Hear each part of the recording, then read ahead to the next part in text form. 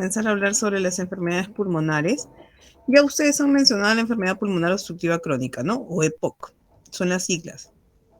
El EPOC es una enfermedad donde va a haber una obstrucción, ¿no? De la vía respiratoria, entonces vamos a tener que el flujo de aire no va a ingresar adecuadamente. Vamos a tener nosotros que esto es bastante común y es bastante frecuente por el tema de cocinar con humos, ¿no? Ustedes recuerden en las alturas, de repente en provincias, se utiliza mucho el tema de los humos, ¿no? Entonces, la exposición a los humos de forma frecuente es lo que va a causar una reacción inflamatoria.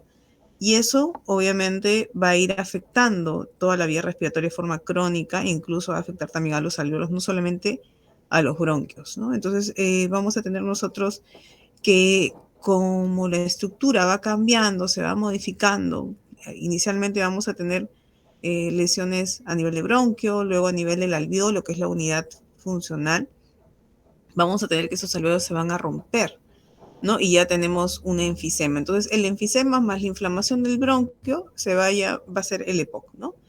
Entonces, vamos a tener una bronquitis crónica. Ustedes ven aquí el flujo de aire, ¿no? En la vía aérea, ¿cómo está? Obviamente libre, y aquí ya tenemos una inflamación, ¿no? Toda la región de la mucosa va a estar inflamada. Entonces, esta inflamación crónica de un paciente va a causar flema, va a causar que obviamente elimine moco, ¿no? Obviamente con un mecanismo de respuesta. Entonces, la vía aérea se va a obstruir también.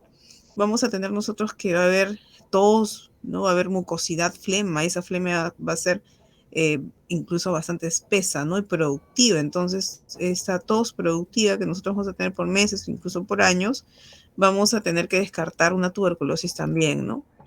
El enfisema que hemos visto, que era el alveolo normal, se va rompiendo, las paredes se rompen, ¿no? Y lo que vamos a tener es esto, eso es el enfisema. Entonces, esta causa daños porque obviamente no se va a producir ese mecanismo que teníamos nosotros de flujo de aire que ingresaba con oxígeno y el que salía era con CO2, ¿no? Entonces se va a distorsionar. Entonces recordemos ello, ¿no? Las causas van a ser esa prolongación irritante de algunos elementos que vamos a tener como el humo principalmente, ¿no? Tenemos también otras causas, el humo de cigarrillo, ¿no? El tabaco, entonces eso también puede causar EPOC. Ahora últimamente, tenemos otros elementos que pueden causar EPOC. Estamos hablando, ustedes han visto los vape, ¿no? La gente empieza a vapear, entonces también están expuestos gente muy joven, ¿no? Adolescentes. Y obviamente estos cigarrillos electrónicos también tienen humos y también van a causar, obviamente, lesiones. No son exentos de lesiones. Entonces tenemos que ver que no solamente los fumadores, sino ya va apareciendo la tecnología, va apareciendo también la polución, los vapores químicos, ¿no? La exposición de repente a algún tipo de sustancia irritante de forma permanente a la vía respiratoria, el hecho de estar en contacto con esas también va a causar irritación, ¿no? Las personas que, por ejemplo, venden en las calles, de repente estamos hablando de los famosos anticuchos, ¿no? Vemos que están expuestos al aire, entonces ellos también pueden tener una inflamación permanente. El cocinar con humos ya habíamos mencionado que era un factor importante también, ¿no? Y aquí tenemos otra imagen de un bronquio sano, ¿no? El bronquio tiene una mucosa, tiene obviamente cilios, ¿no? Vamos a ver nosotros que esta arquitectura se va perdiendo, ¿no? Los cilios también se van deformando, va a haber un incremento de la mucosa por la irritación y se destruye la pared. Entonces eso es lo que vamos a tener. Y distalmente vamos a ver también una alteración, en este caso de los alvéolos.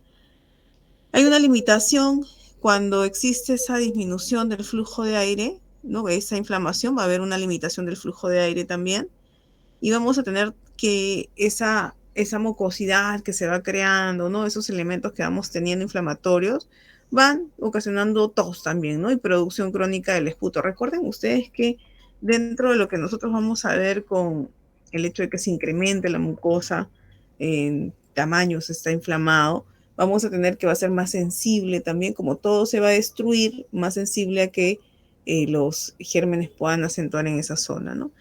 Entonces, esto me lleva a estadios del EPOC, ¿no? Una limitación del aire que va a ser leve, la tos productiva que va a ser de forma crónica, me lleva a un EPOC leve. Luego vamos a tener un EPOC moderado. Eso se va a agravar, el flujo de aire se va a hacer más intenso. Incluso ya aparece las famosas disneas, ¿no? Esa dificultad o sensación de falta de aire cuando hacemos alguna actividad a largos, a medianos esfuerzos, va obviamente asociado también al EPOC.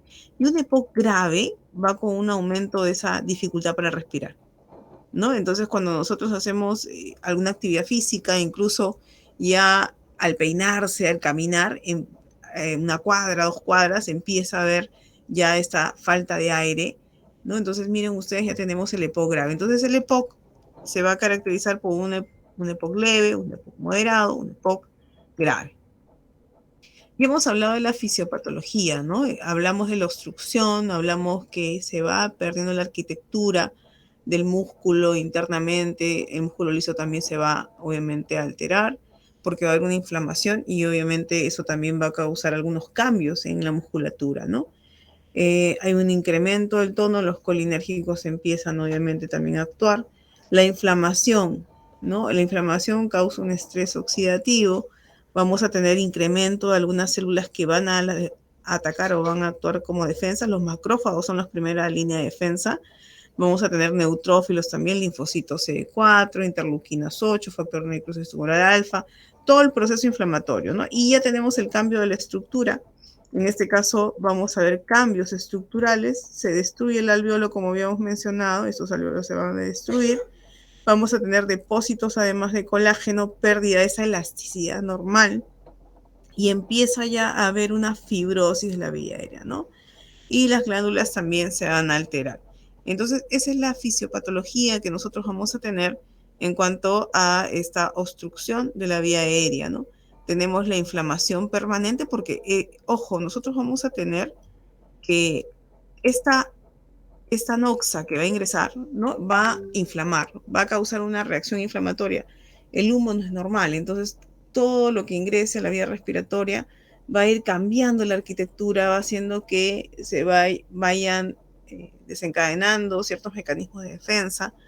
Y mientras más sea, obviamente, la inflamación y más permanente, obviamente mayor la respuesta, ¿no? Y vamos a tener también algunos daños que se van a producir propios del alveolo, del bronquio, hemos hablado del bronquio, una bronquitis, ¿no? Del alveolo, una enfisema, y eso trae la obstrucción de la vía aérea, pero además vamos a tener compromiso sistémico, ¿no? Porque van a empezar a ver algunas alteraciones ya que tienen que ver con el flujo de aire. Afecta el pulmón, pero vamos a tener nosotros que vamos a ser susceptibles de infecciones, hay disminución de oxígeno en todos los tejidos. Recuerden ustedes que esto se produce, este POC, esta enfermedad pulmonar obstructiva crónica, se produce por la exposición a humos, ya sea tabaco, ya sea por la cocina. Hablamos de factores genéticos también hereditarios que tienen que ver con el alfa-1 antitripsina. La edad, mientras más años llevemos expuestos, es mayor.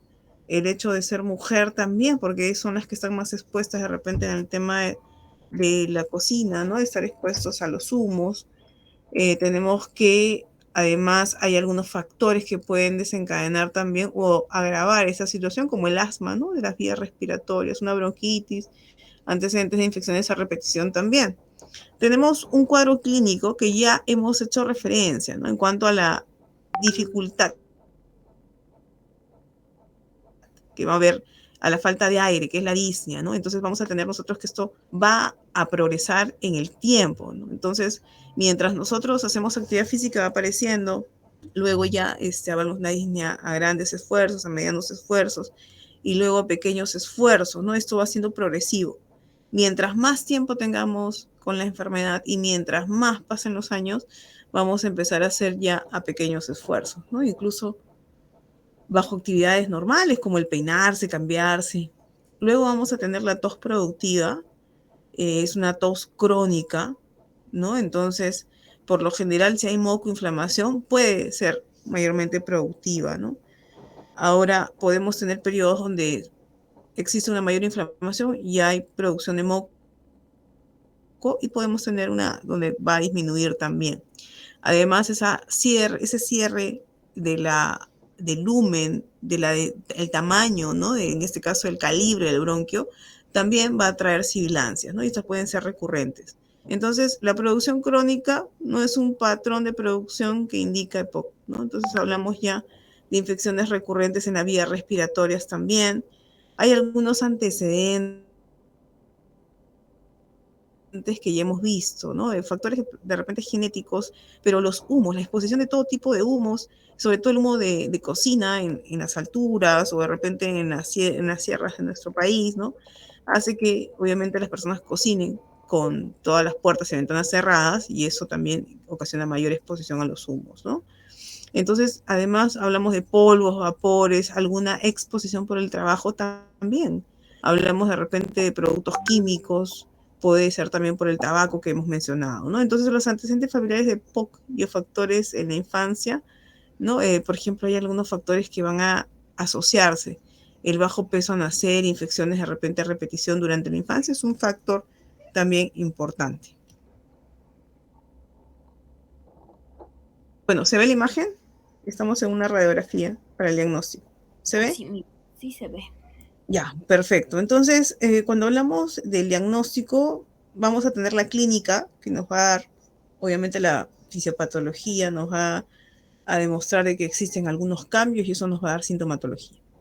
Entonces, tenemos un diagnóstico que se va a hacer por un examen físico y además una radiografía de tórax que nos va a ayudar, pruebas funcionales, ya se mencionó, ¿no? De repente una espirometría, vamos a tratar de ver los flujos de aire también, además algunas patologías que puedan estar asociadas o pueden sugerir EPOC, incluyen algunas infecciones concomitantes también, uso de drogas, ¿no? Entonces vamos a ver nosotros que es una enfermedad pulmonar que también podría estar asociada a una enfermedad intersticial pulmonar, ¿no? Entonces, el diagnóstico por imágenes nos va a ayudar mucho y vamos a ver nosotros algunas pruebas, como les dije, diagnósticas, no solamente la radiografía, sino de función pulmonar. Bueno, las pruebas de función pulmonar ante la sospecha ya vamos a hacer una espirometría. Eso ya lo hemos visto, tiene que ver con los registros, obviamente los volúmenes de aire, ¿no? El flujo de espirometría que nosotros vamos a tener es la capacidad vital forzada y el volumen expiratorio forzado es lo que vamos a tener como alteraciones. Entonces, cuando hablamos del volumen de aire expirado con fuerza durante el primer segundo después de realizar una inspiración completa, puede estar alterado. La capacidad vital también puede estar alterada, que es ese volumen total de aire expirado con fuerza máxima, ¿no?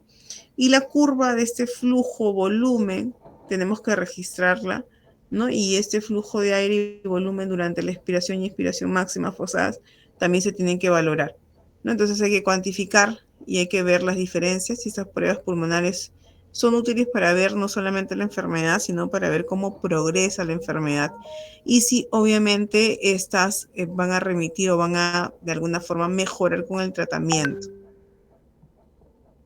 Bueno, tenemos los antecedentes para usar una espirometría. Tenemos que tener que el paciente no tiene que haber hecho un ejercicio forzoso, no tiene que haber fumado, ¿no? De repente tampoco tener algún tipo de estímulo extra, ¿no? Tipo cafeína. Entonces ni haber tomado ningún medicamento, tipo de depresores. Esto es un pulmón, es un gráfico, es una imagen donde vemos los alveolos, ¿no? Ustedes están viendo los bronquios, bronquiolos arriba, ¿no? El bronquio, hablamos bronquio primario, bronquio secundario, arriba la carina, y tenemos los bronquios ya secundarios, y vemos aquí ya también el árbol bronquial. Eso es el árbol bronquial y estamos viendo la representación en este corte transversal de cómo están los alveolos indemnes, ¿no? Con su pared, todo bien, ¿no? Los sacos alveolares, se ve muy bien. Pero en esta imagen se está graficando ya la obstrucción, aparte de la inflamación con la mucosidad, ya estamos viendo ruptura de esa pared, ¿no? Entonces aquí ya se están formando, acá también hay ruptura de las paredes de los alveolos y ya estamos hablando ya de los enfisemas, ¿no? Acá también los alveolos están muy grandes, hay una ruptura de pared y se han unido. Entonces, vamos a ver una evaluación de las exacerbaciones, ¿no? Es importante ver que de repente podría complicarse un poco más el paciente, podría tener de repente más tos, más dificultad al hacer algún tipo de actividad de repente que anteriormente no tenía mucha dificultad. Entonces, son signos, nosotros vamos a poder ver que esto podría haberse exacerbado Es más, la saturación de oxígeno, ¿no? El oxímetro de pulso. A veces el paciente viene un poco taquicárdico, está con sudoración, viene pálido, ya cianótico, está muy ansioso por la falta de aire, ¿no? Y ustedes cuando les falta el aire también se sienten ansiosos, se les falta un segundo. Estos pacientes van a tener un incremento de dióxido de carbono, ¿no? Y vamos a ver que incluso eso causa ya alteraciones internas, ¿no? Estamos hablando de letargo, el paciente está somnoliento, es un paciente que podría estar con trastorno de la conciencia también. Entonces, es importante ver estas complicaciones agudas que nosotros vamos a tener en los gases arteriales para poder ver si hay una hipoxemia, hipercapnia, ¿no? Entonces vamos a ver nosotros que pueden existir algunos cambios de hipercapnia, pero sin hipoxemia. El paciente refiere haber tenido antecedentes de expectoración productiva, ¿no? Y ya exposiciones a humos de forma frecuente, incluso el paciente tiene a veces su oxímetro de pulso. Hay que valorar esas características, ¿no? Cuando se exacerba el cuadro y aparece una hipoxemia. Dentro del tratamiento, vamos a ver que el tratamiento puede ser diverso, ¿no? Entonces, lo último que vamos a poder nosotros ver como inhalatorio van a ser las teofilinas, ¿no? Entonces, en pacientes que no presentan mejoría y tienen una dificultad, obviamente, a hacer algún tipo de actividad, incluso no responden a los corticoides. Tenemos beta-agonistas y anticolinérgicos que se usan en un tiempo muy corto, ¿no? En pacientes que tienen algunos síntomas que van a ser de repente intermitentes, ¿no? Y entonces solamente se van a utilizar cuando el paciente lo requiera, ¿no? Salbutamol, terbutalina, bromuro hipatrópico. Y hablamos de una combinación de beta-agonistas y anticolinérgicos de larga duración. Aquí ya hablamos cuando los síntomas van a ser de repente un poquito más persistentes, ¿no? Y obviamente va a afectar esa actividad diaria que el paciente tiene que hacer. Y entonces hay que controlarlo un poquito más. Entonces aquí vamos a ver algunos broncodilatadores de corta duración también, ¿no? Salmeterol, formoterol. Entonces, estos van a estar asociados al tratamiento con los anticolinérgicos de larga duración, ¿no? Tiotropio. Y los corticoides que hemos mencionado ya hace un momento, el principal beneficio que es la tasa de inflamación de repente va a bajar la inflamación y obviamente las exacerbaciones que vamos a tener por el cuadro, ¿no? Entonces vamos a ver que el paciente va a mejorar, sí, pero aún no hay esta relación de repente que indica pues mejor costo-beneficio, ¿no? Entonces aquí vamos a ver que eh, están indicados en pacientes que sí tienen, ¿no? Exacerbaciones, pero obviamente tampoco vamos a poder usarlo indiscriminadamente. Bueno, la combinación de beta-agonistas de larga duración y corticoides inhalatorios, ¿no? En pacientes que están en tratamiento con broncodilatadores de larga duración y también corticoides inhalados. En este caso, es aconsejable usar estos fármacos de repente en el mismo dispositivo, ¿no? Entonces favorece que se pueda cumplir el tratamiento. Ahí tienen ustedes algunos ejemplos: salmoterol, fluticasona, y otro sería formoterol y budesonida, ¿no? Y ya hemos hablado de las teofilinas. En este caso son las de última elección, ¿no? Entonces aquí estamos viendo ya en pacientes que no presentan mejoría y tienen mucha dificultad, obviamente. Entonces aquí también tenemos que, en el caso de un beneficio que se pueda probar, ¿no? Una monitorización periódica que se pueda hacer, uh, en este caso lo podemos usar, ¿no? Se recomienda administrar dosis de repente en la mañana, ¿no? Para evitar el insomnio. Eso es en cuanto al EPOC. Ahora vamos a ver la hidatidosis, ¿no? El Echinococus granuloso.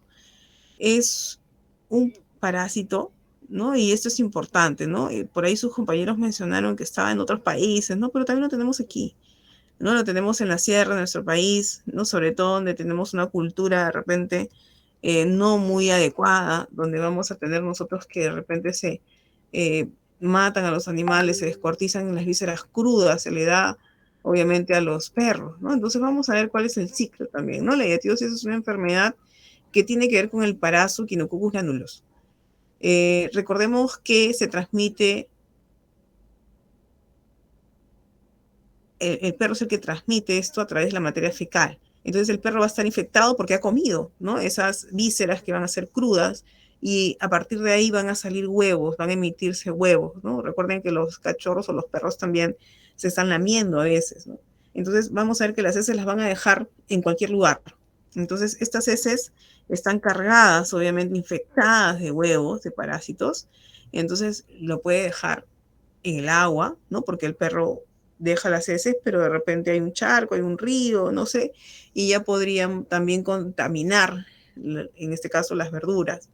No, si de repente pues nosotros estamos en el gras y está contaminado y no vemos, porque obviamente son parásitos microscópicos, son huevos microscópicos, se nos puede caer algún producto, no lo lavamos bien, entonces lo consumimos y también nos estamos infectando, ¿no? Entonces, cualquier cosa que tenga contacto con estos elementos, huevos que han sido eliminados por el perro, entonces ahí vamos a tener nosotros que ver si existe una fuente de contaminación, ¿no? ¿De acuerdo? Entonces, cuando tenemos algunos animales que también, ¿no? Comen los huevos, el pasto, y es parte de la comida, de la alimentación también. Si vemos de repente en sus órganos el pulmón, el hígado van a ser infectados, ¿no? Entonces el perro puede estar alimentado con las vísceras, ¿no? Y estos obviamente maduran y van a adquirir esa etapa adulta en el perro. Entonces ese es el ciclo, ¿no? El parásito adulto del intestino delgado del perro, vamos a ver que esta va a ser eliminada en la materia fecal, ¿no? Se libera, y los afectados obviamente van a ser los humanos que ingieren los huevos que van a enfermarlo, ¿no? Y también vamos a tener los huevos ingeridos por el huésped intermediario, como los bovinos, ovinos, o sea, no solamente la oveja, sino todo tipo de animal de campo. Y luego esto van a estar obviamente los tejidos intermediarios ingeridos por el perro, ¿no? Estamos hablando ya de las vísceras que van a ser crudas y ahí vamos a ver nosotros cómo podemos también infectarnos. Es un ciclo. Aquí les traigo unas fotos bastante interesantes y esto es lo que nosotros vamos a ver pegados, ¿no? A lo que es, obviamente, los intestinos, podrían estar en el estómago, pueden estar en el hígado y viajar o irse hasta el pulmón, comprimir principalmente el hígado y el pulmón secundariamente, ¿no? Entonces hay cavitaciones que incluso hacen que esta vaya creciendo y cuando causa ese efecto de masa, recién es donde vamos a tener nosotros síntomas, ¿no? O signos también. Y obviamente estas membranas van a contener una sustancia que si esta se revienta, ¿no? En el momento, o se rompe, en el momento que uno está haciendo la cirugía para retirarla, puede causar un shock anafiláctico, ¿no? Y es bastante frecuente. Parecen unas masitas de guantán. Bueno, acá tenemos también, ¿no? Un quiste, este es el pulmón, ¿lo están viendo? Este es el pulmón. Y aquí tenemos, ¿no? Un quiste indemne, pero aquí tenemos otro que va a estar cavitado, miren ustedes, ¿no? Las membranas internamente, ¿no? Entonces tenemos también que está comprimiendo el pulmón y está haciendo un efecto de masa. Bueno, acá tenemos otros que van apareciendo del hígado, ¿no? Y hay algunos que se continúan incluso del hígado hacia el pulmón o pueden ser independientes. Si estos se rompen, hacen un choque anafiláctico o pueden contaminar también los tejidos adyacentes. Aquí tenemos otro compromiso. Aquí tenemos uno muy grande, no sé si lo están viendo aquí, es bastante grande, ¿no? Y obviamente aquí también tenemos otro, y este viene del hígado, ¿no? Del hígado y se va a comprimir el pulmón. Acá tenemos otros en el hígado, ¿no? Otros que van a estar obviamente en diferentes etapas. Aquí tenemos una estructura de hígado resecada. Miren qué cantidad se rompe uno de estos quistes y puede contaminar y diseminarse muy rápido, ¿no? Aquí tenemos otras, bueno, que han sido cavitadas, ¿no? Las tenemos ahí en el hígado. Otras, miren ustedes los huevitos, ¿no? Cómo están estos quistes. Bueno, los síntomas van a ser variados, ¿no? Dependiendo de dónde se encuentren, el efecto de masa que realicen, si de repente están en el hígado comprimiendo, obviamente vamos a tener también ahí sintomatología dependiendo de esto, ¿no? Y obviamente la función también. Recordemos que pueden estar los pacientes asintomáticos durante muchos años, porque el crecimiento de esa razón de 1 centímetro por año es poco, ¿no? Entonces, cuando el quiste ya es muy grande o de repente cuando comprime es donde vamos a tener un paciente con síntomas. Tenemos aquí, bueno, el mismo ciclo, ¿no? Recordemos que si a los cachorros se le da, a los animales se le da, obviamente, esas vísceras crudas, ¿no? Ellos van a desarrollar y van a infectar y van a botar los quistes a través de las heces. Si nosotros convivimos con los perros o también nosotros vemos que estas heces contaminan el agua, contaminan las plantas, entonces vamos también a infectarlos, ¿no? Entonces hay que tener espacios obviamente reducidos para hacer estas faenas, como se menciona, y las vísceras no sean dadas de forma cruda a los animales, ¿no? Entonces son medidas de prevención. El tratamiento de elección, ya saben ustedes que es el albendazol. ¿Ya? La prevención que nosotros vamos a tener, ¿no? Es importante tener en cuenta no alimentar a los perros con las vísceras, desparasitar también a los perros cada 45 días si están en el campo, cada 4 o 6 meses si estamos aquí en la urbe, ¿no? Y mantener a los perros lejos de los lugares donde se van a, obviamente, a sacrificar a los animales. Hay que lavar también con agua potable las frutas y verduras, ¿no? Hay que evitar que los perros estén en contacto. Mucho vemos que los niños están en contacto con los perros, ¿no? A veces los adultos también los besan y enseñan eso a los niños, ¿no? Recuerden que los animales tienen que tener su lugar, ¿no? Y los perros tienen también parásitos, tienen bacterias y pueden contagiarnos. Entonces evitemos que los niños no se laven las manos, que de repente se contamine, vayan al campo y se metan la mano a la boca sin haberse lavado las manos. Eso es importante, ¿no? Hay que ver también que los huertos tienen que estar separados de los perros. A veces vemos perros que están obviamente en los huertos, ¿no? Hay que tener mucho cuidado con ello también. Bueno, entonces la prevención, ¿no? Hay que desparasitar a los perros, hay que lavarse las manos, hay que, obviamente, las vísceras tener un cuidado importante donde se van a eliminar. Bueno, ya se habló del cáncer de pulmón, ¿no? Cuando hablamos de cáncer de pulmón es importante ver que esta es una patología que puede prevenirse y es uno de los cánceres que obviamente está atacando mucho a las personas, ¿no? Y sobre todo es por esa exposición al tabaco. Recuerden que el tabaco tiene más de 50 sustancias cancerígenas y obviamente cuando hablamos del tabaco, hablamos de la nicotina, y la nicotina es también una sustancia adictiva. Por eso es que a veces es un poco difícil que las personas dejen de fumar. Recuerden que ahora tenemos los vapeadores, ¿no? También tienen nicotina y también tienen sustancias adictivas entonces y además sustancias cancerígenas. Entonces es importante que nosotros hagamos, ¿no? Prevención, porque es uno de los cánceres que había mencionado, que es uno de los cánceres prevenibles, ¿no? Y además es un cáncer que está encima de otros cánceres que tienen bastante incidencia, ¿no? Hablamos del cáncer de colon y el de mama. La detección temprana es importante. Es un poco difícil a veces diagnosticarlo en estados tempranos, ¿no? Cuando produce ya complicaciones y está obviamente diseminado, ahí es donde nosotros vamos a tener un diagnóstico. La mortalidad es alta, ¿ya? Es uno de los cánceres que tiene mortalidad más alta, asociado al tabaco. Entonces es importante que nosotros eduquemos a la población para que dejen de fumar, ¿no? Esa es una manera preventiva bastante importante. Bueno, acá tenemos las causas, ¿no? La exposición a los humos. Hemos hablado hace un momento de que el tabaco tiene más de sus 50 sustancias que contienen, son cancerígenas, ¿no? Entonces, el 90% de los casos de cáncer de pulmón se dan en fumadores, ¿no? Y esto aumenta el riesgo 30 veces más, ¿no? De desarrollar carcinoma de pulmón.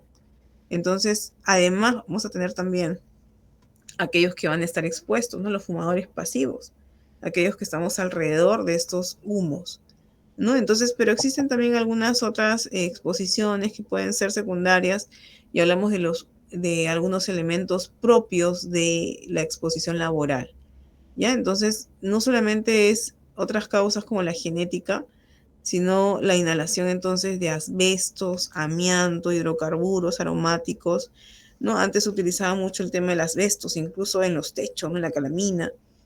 Entonces es importante que nosotros veamos la exposición también al trabajo, ¿no? Existen en algunos lugares las famosas micas, ¿no? Que también se utilizan como protectores para los celulares, ¿no? Para las pantallas. Y tenemos muchos niños expuestos, eso sobre todo en otras realidades, ¿no? En África. Bueno, hablamos ya entonces del EPOC, que también es un factor, la fibrosis pulmonar también, ¿no? Entonces, tenemos una incidencia que de repente se va incrementando en cuanto a la asociación con tabaco, ¿no? Porque el resto es un poquito menor.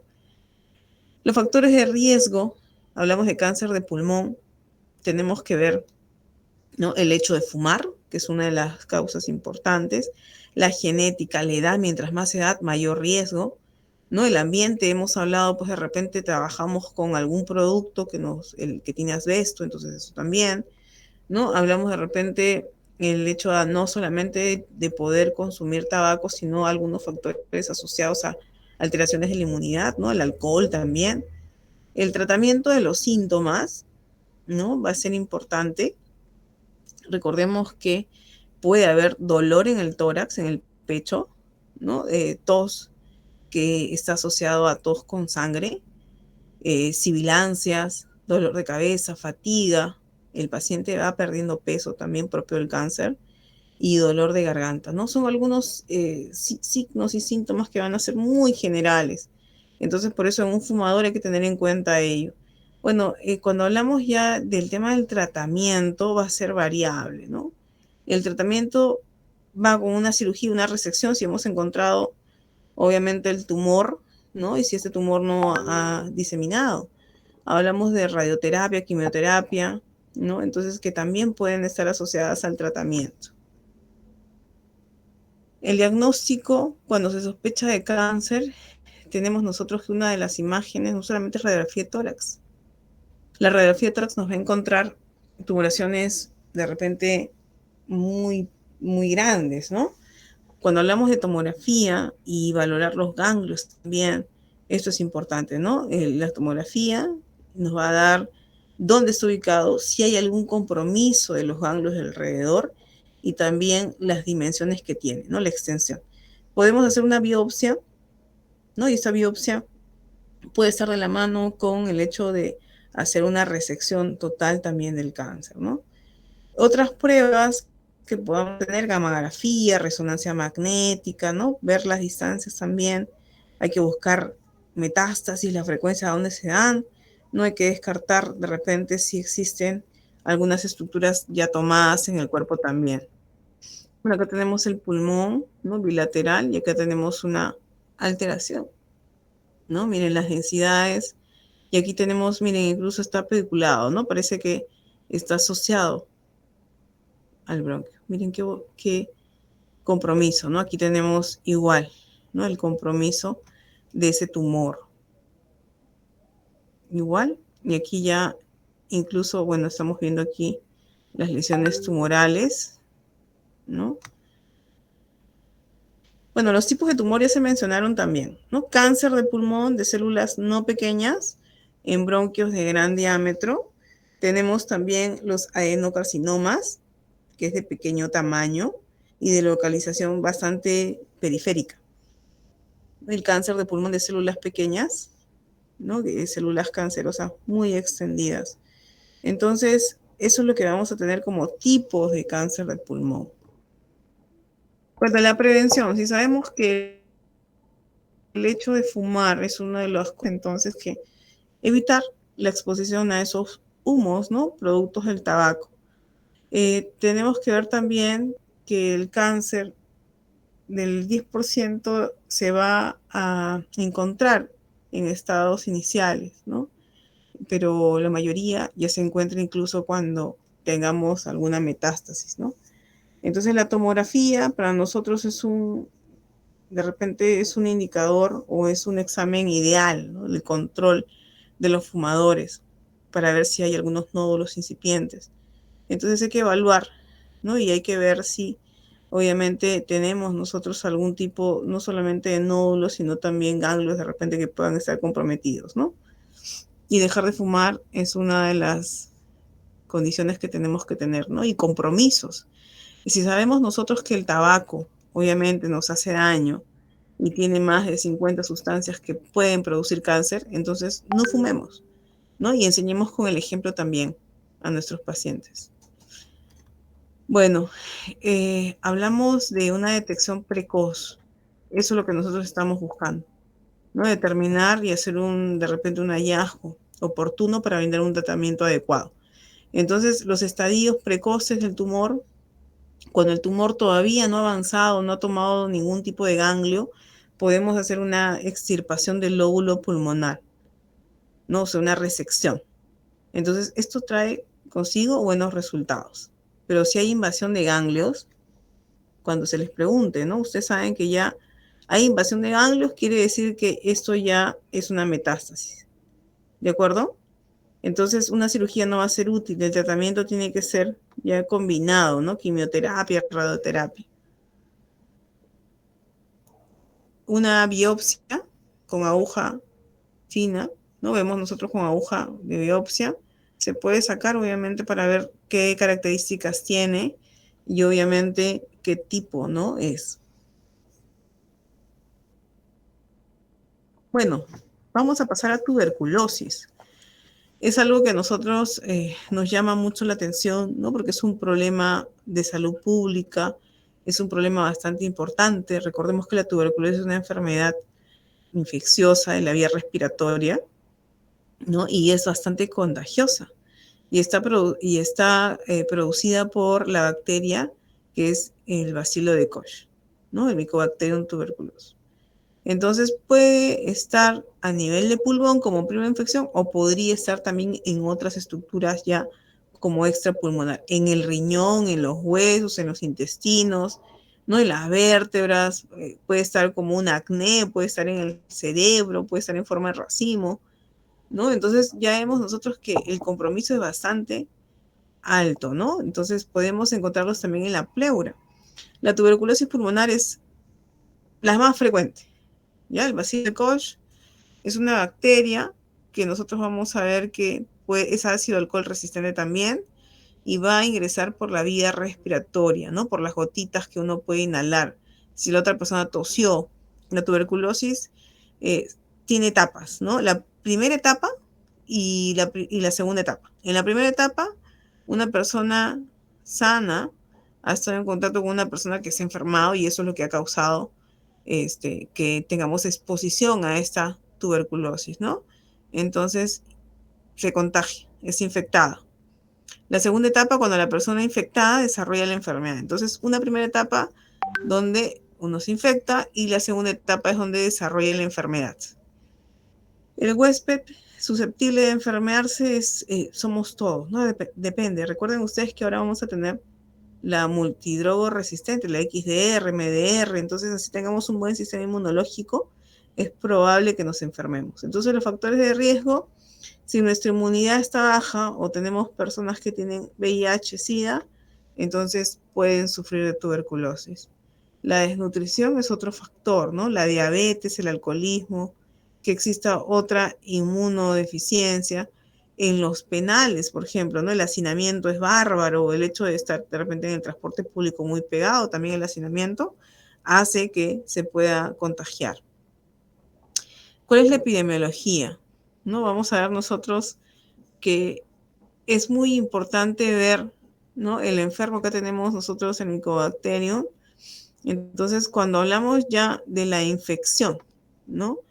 20 infectados, si hablamos que estamos en un bus, por ejemplo, una persona, ¿no? Puede contagiar a 10 personas, ¿no? Entonces, si estamos hablando de 2 enfermos, pueden contagiar a 20, ¿no? Entonces, luego vamos a ver nosotros si de 20 que se han contagiado, ¿no? Dependiendo de la realidad también, ojo, vamos a ver que 2 pueden hacer la enfermedad, ¿no? Entonces, miren, una de las cosas es la infección y otra cosa es la enfermedad.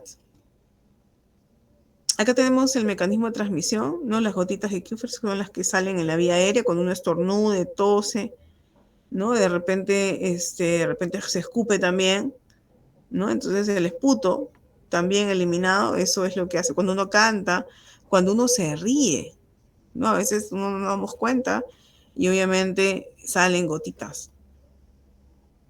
Entonces, cuando la persona está muy cerca, ¿no? Todo se estornuda a través de estas pequeñas gotas microscópicas, son aquellas las que van a contagiar, ¿no? Entonces, no solamente es al toser, sino al hablar, al reír, al cantar, al estar muy cerca. Bueno, los síntomas van apareciendo a los 15 días, ¿no? Vamos a ver nosotros que ya a partir nosotros empezamos a hacer unas tos, fiebre, ¿no? Si esa tos persiste más de 15 días, o sea, para nosotros va a ser el parámetro esos 15 días, ¿no?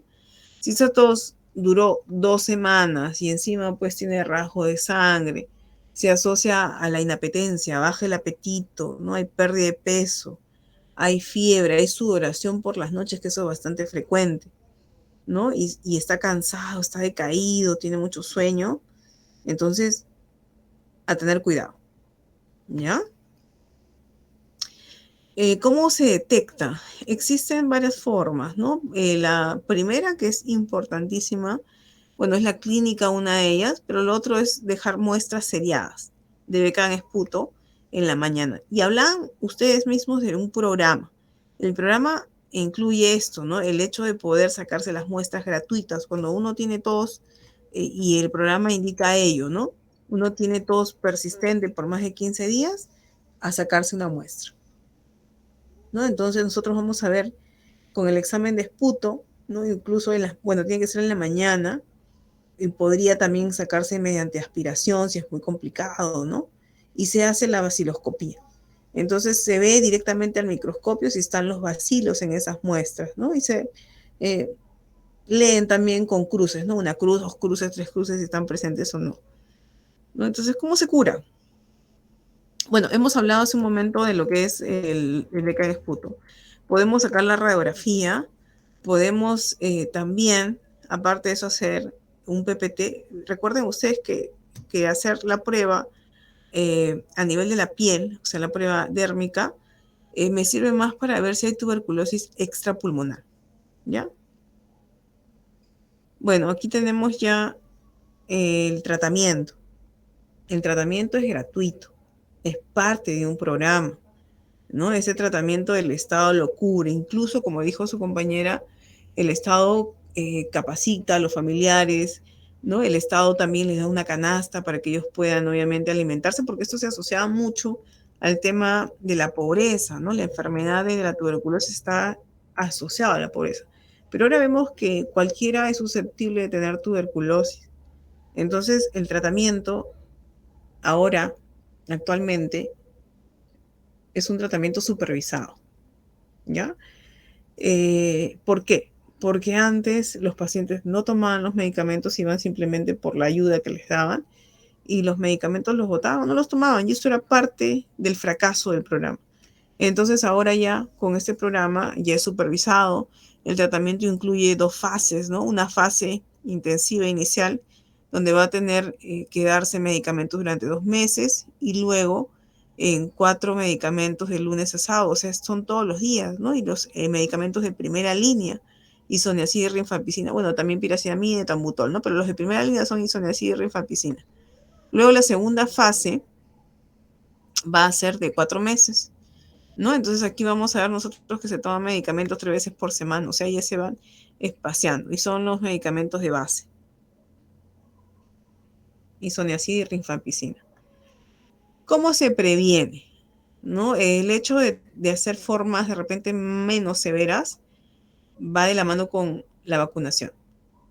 Cuando ustedes nacen o ustedes han nacido, se les ha dado unas gotitas en la boca, ¿no? Ese es la BCG. Pero recordemos que estos tienen también parámetros, ¿no? En niños o que hayan nacido, neonatos que hayan tenido, pues, un adecuado peso, no tengan complicaciones, se les da la BCG. Bueno, además, vamos a tener que evitar también contagiar o contagiarnos si la persona pues estornuda, tose en lugares adecuados, cubriéndose la boca, si está enfermo obviamente no exponerse a los demás, ¿no? Entonces tomando el tratamiento estrictamente supervisado, que es lo que se está haciendo, ¿no? El diagnóstico precoz es importante, la vacunación entonces, el estudiar quiénes estuvieron en contacto con esas personas para poder hacer un seguimiento y darle tratamiento también, ¿no? La quimioprofilaxis en los casos donde se requieren los niños, por ejemplo, y la promoción de la salud. Entonces, ¿qué es la infección de tuberculosis latente?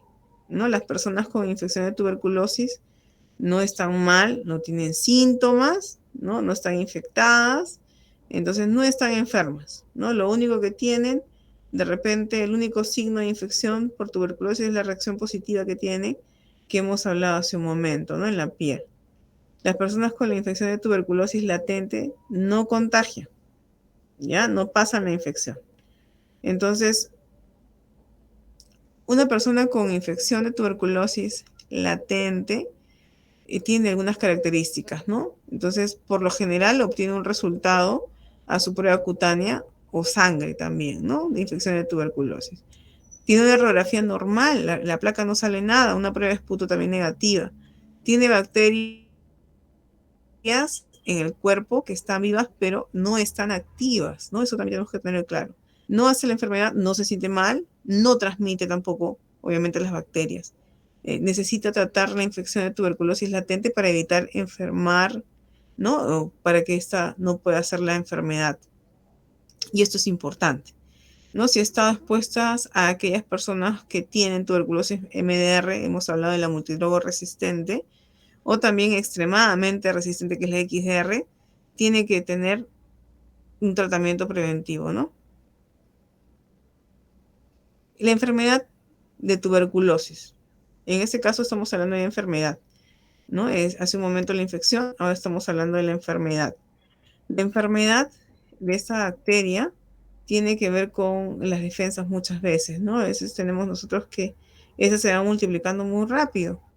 La tuberculosis, entonces, cuando hacemos la enfermedad, la infección, tiene a hacer algunos síntomas, ¿no? Los síntomas generales que vamos a tener, que ya vimos, pérdida de peso, pero no se encuentra la causa. La persona de repente, bueno, es inapetente, no pierde el apetito, tiene esa sudoración nocturna o profusa en la noche, fiebre, cansancio, escalofríos, ¿no? Los síntomas de tuberculosis tienen entonces características como la tos, ¿no? La tos productiva. Por más de 15 días, ya se habla incluso de 3 semanas o más, ¿no? La persona acude por lo general porque tiene más tiempo con tos y esto no revierte. La hemoptisis, que son esos rajitos de sangre con el esputo, ¿no? El dolor en la parte del tórax, ¿no? Donde está acentuada de repente la tuberculosis. Vamos a ver nosotros que estas personas son consideradas contagiosas y es muy fácil de que estas puedan propagar y diseminar muy rápido la enfermedad. Una persona con enfermedad de tuberculosis entonces tiene una prueba positiva, ¿no? Una radiografía de tórax que va a ser anormal, tiene bacterias activas, es una persona que se siente mal, tiene síntomas claros de la enfermedad y obviamente es muy contagiosa. Hay que tratar la enfermedad. Tenemos el Programa Nacional de Tuberculosis, ¿no? Y en respuesta en muchos países, ¿no? Y esto es un plan nacional multisectorial. No tiene metas de prevención, metas de control, entonces tenemos que ver la prevalencia de la enfermedad también. Tienden a hacerse chequeos y obviamente supervisiones frecuentes del plan, ¿no? Se elaboran algunas propuestas también y es importante que nosotros veamos que este plan es a nivel nacional, es totalmente gratuito, no tiene ningún costo. Tenemos nosotros algunas preguntas que de repente ustedes se quieran hacer, les voy a pasar los PPTs con estos links. Ustedes pueden obviamente resolver algunas dudas que ustedes quieran, ¿no? De repente el tratamiento en XDR, MDR, ¿no? ¿Qué es lo que se da?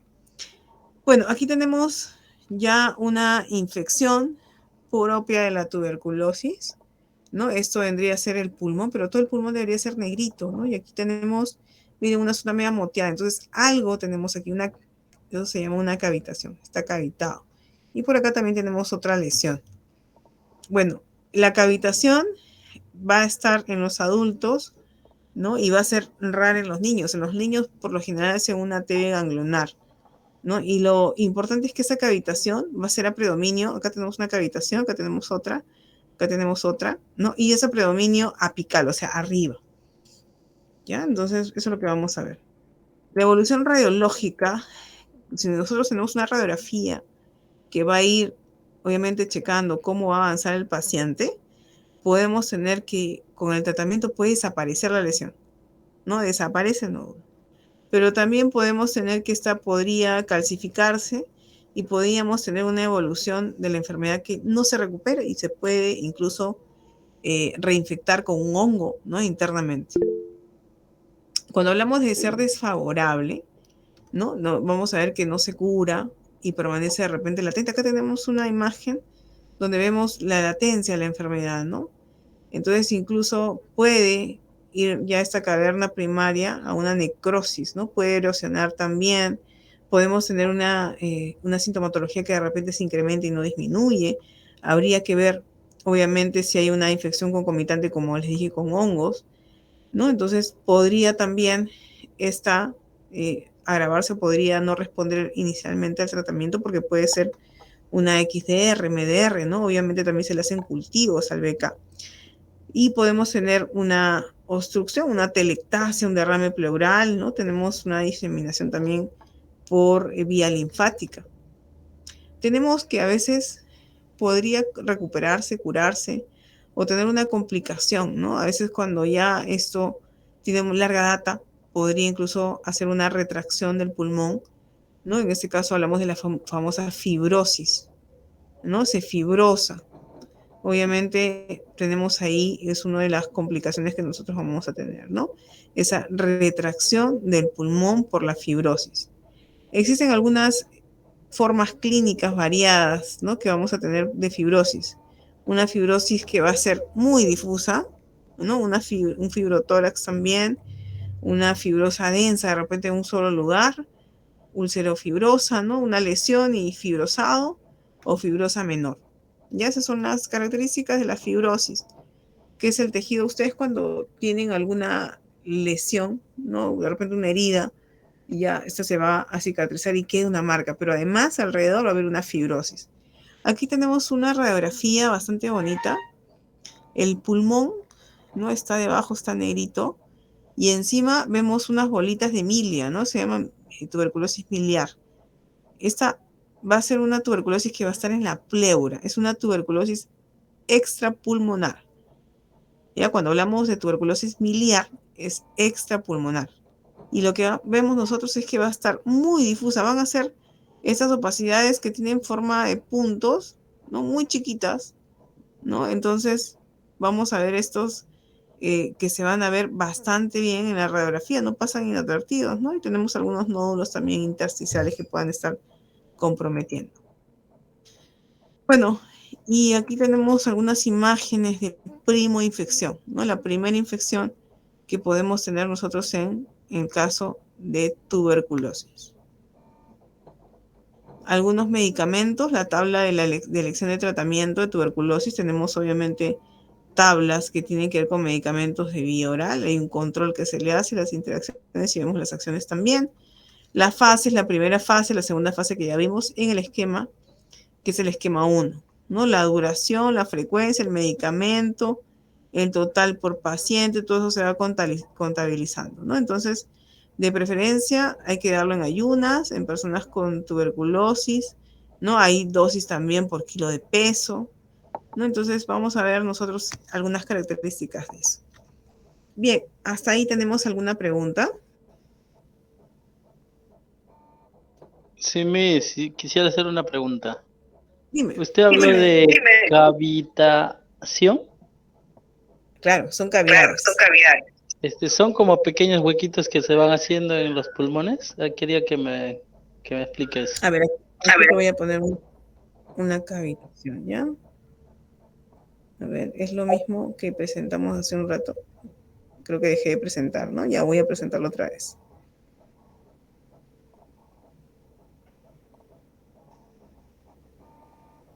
Uy, no sé, un momento. Y aquí está. Es una cavidad que va quedando, ¿ya? Vamos a ir a la imagen de tuberculosis.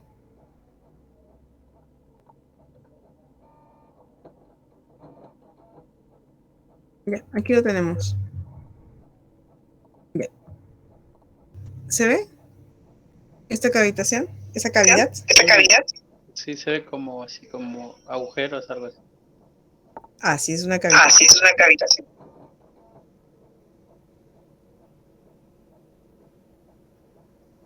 Y obviamente ahí podemos tener que esto va a ser susceptible a poder infectarse, ¿no? Es una cavitación.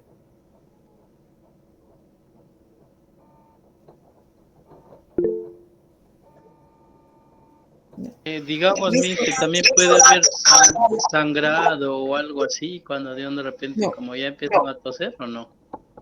Ah, sí, claro. Ah, sí, Lo que claro. pasa es que cuando tenemos esta cavitación es porque tenemos que nuestro organismo ha reaccionado, ¿no? Y esa parte es como que una región de material que se ha licuefactado, ¿no? Y es expulsado de esa zona y queda esa cavidad en el interior, el árbol bronquial.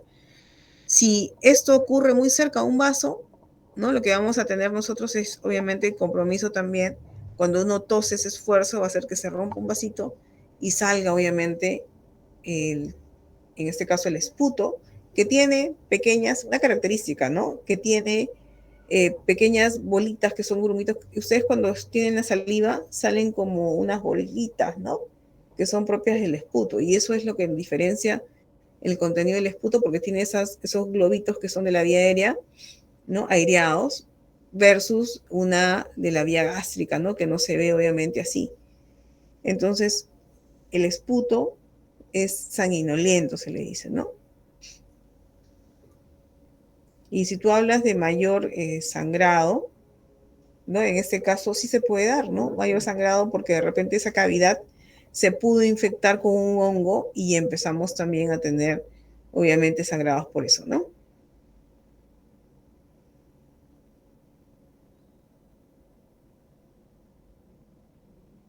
Gracias, men. Bueno, cuando nosotros hablamos de tuberculosis que aparece en una persona que antes no estaba enferma, ya podemos hablar nosotros de el foco de Gón. Se escribe con G, G-H-O-N. ¿Ya? Entonces, cuando hablamos de una infección que es primaria, una lesión primaria.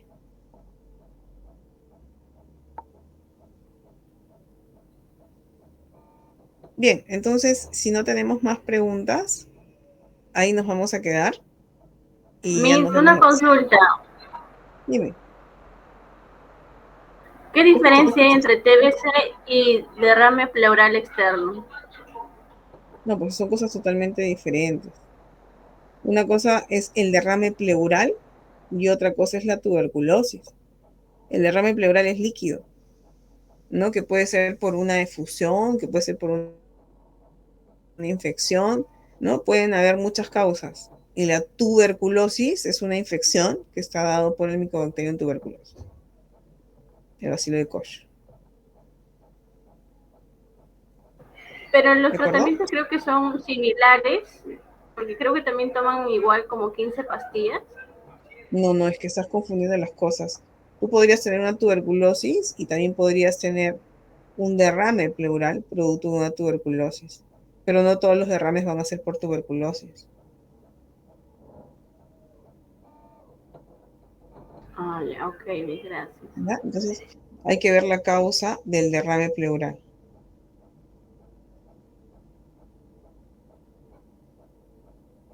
Bien, ¿alguna otra pregunta?